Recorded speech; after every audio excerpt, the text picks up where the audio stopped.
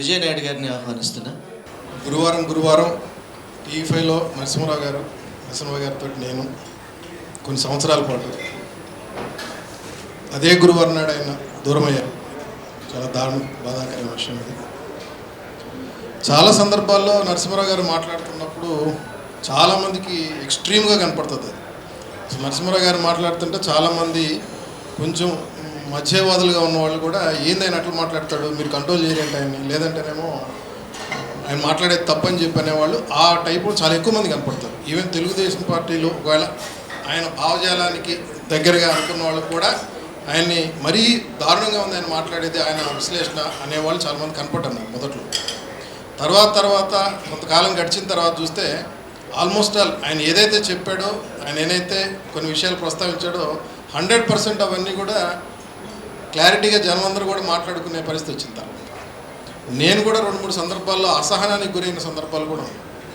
But అవి కూడా నాకు తర్వాత నాకే అర్థమైపోయింది. కరెక్ట్గా ఆయన అనలైజ్ చేసిన కరెక్ట్గా లక్ష్మణ్ గారు అన్నట్టుగా 76లో వ్యక్తిత్వ వికాసం లేదంటే పీపుల్స్ మేనిఫెస్టో తయారు చేసినట్టుగానే ఒక మనిషిని అంచనా వేయటంలో కానీ ఒక నాయకుడిని అంచనా వేయటంలో కానీ మీరు ఎట్లయితే వ్యక్తులను అంచనా వేయటంలో కూడా ఆయన అట్లనే సిద్ధహస్తులు అనిపించింది నాకు.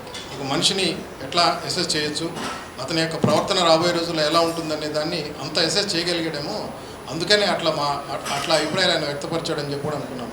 అదే సందర్భంలో ఆయన కొన్ని విషయాల్లో క్లియర్ కట్గా ఉంటారు. కొన్ని సూసైడ్స్ అట్లాంటివి వచ్చినప్పుడు చర్చల్లో ఒక ప్రభుత్వం మీద ఏదో దొరుకుతుందనగానే ఆ ప్రభుత్వం మీద ఏదో వ్యతిరేకంగా ఉన్నామని చెప్పి దుమ్మెత్తి పోసేటువంటి వైఖరిలో కూడా ఉండడం.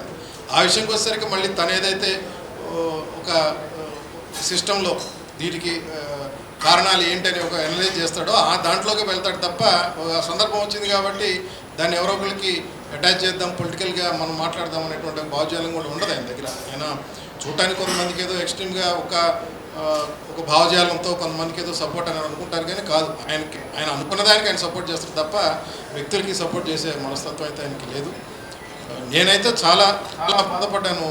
ఇప్పటికి కూడా గురువారం అనగానే నాకు మస్ట్గా ఆ లోటు కనపడుతూ ఉంటుంది.